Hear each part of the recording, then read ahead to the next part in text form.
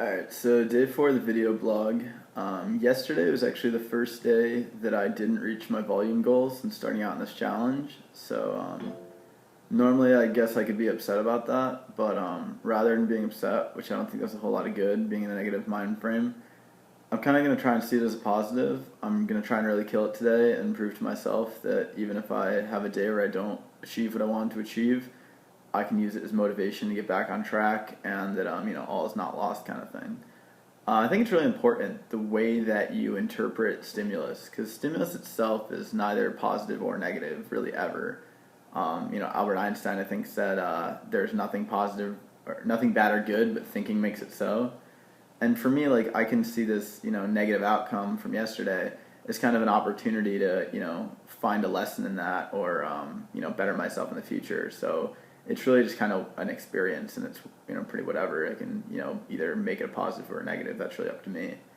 Um, Kind of goes into something that I've been discussing with one of my friends a lot lately. It's called neuro-linguistic programming. I mean, that's not the term that we use when we talk about it, but basically, like, I've been trying. This whole bet for me is about trying to formulate better habits and have a better life. And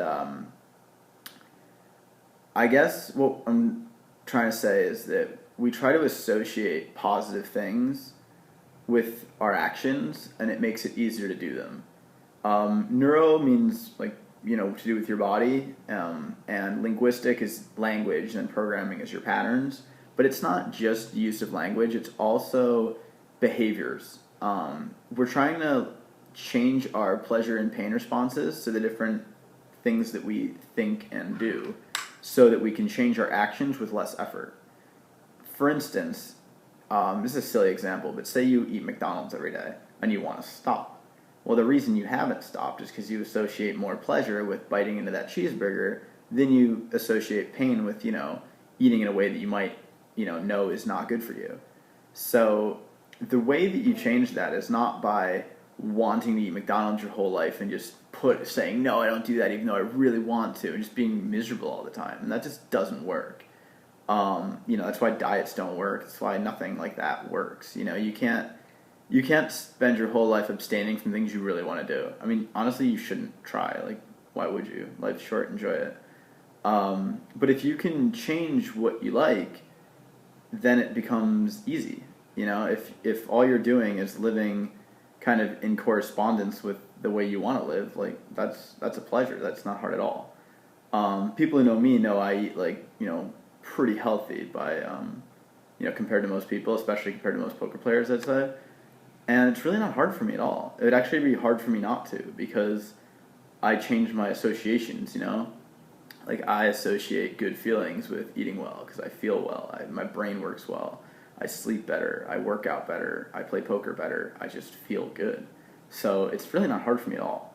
And I think there's a lot of things that you can take a hard look at and say, what kind of associations am I having with this, like, stimulus, and, like, are those good associations? For instance, if you go out and you're out at a bar socializing, I personally have spent way too long of my life being proud of being irresponsible. I mean, it's kind of ridiculous to say and a bit embarrassing, but I mean, for a very long time, I think I associated feelings of going home before the bar was closing with, not being very cool, not being, not having exciting life, being lame, all these kind of silly, like, honestly, like, high school-esque notions. And, being out till 5 isn't really conducive to a productive life. I mean, the people that when I do compare myself to other people, the people that I compare myself to are usually people who are, successful, people who do things that I would like to do. I mean, I aim high. And, those people aren't necessarily getting smashed till 5 a.m. all the time. It's just not, like, a good way to live.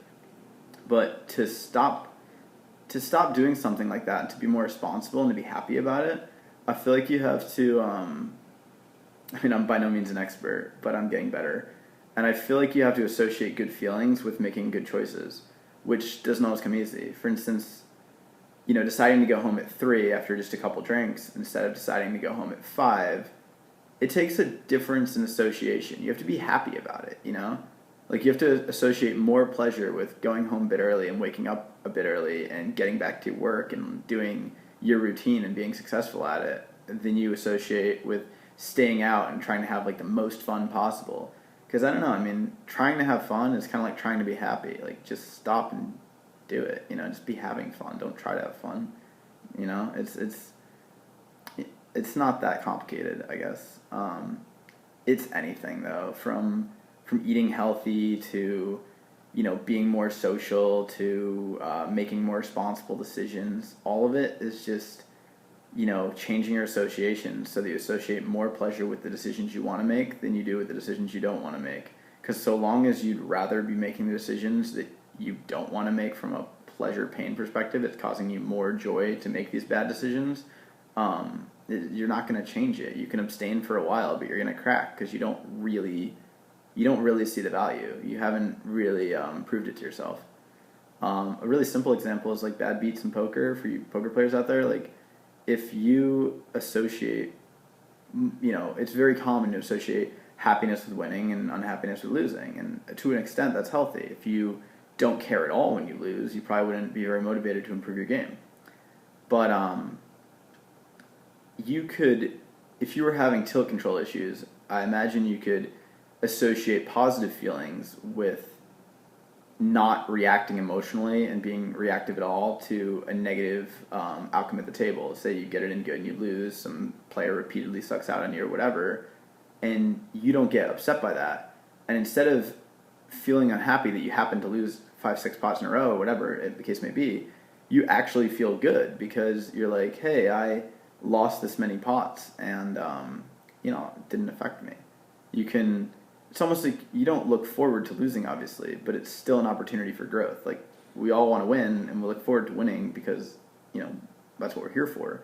But we can look forward to the opportunities to better ourselves as well, and not be so upset when they go badly, because we understand from if we take a step back, that things have to go badly sometimes. And those are opportunities to, you know, test our resilience and to reassure ourselves that, you know, we can handle whatever happens. So I guess just the point I'm really thinking on today, whatever's been in my mind all day a lot today, is this concept of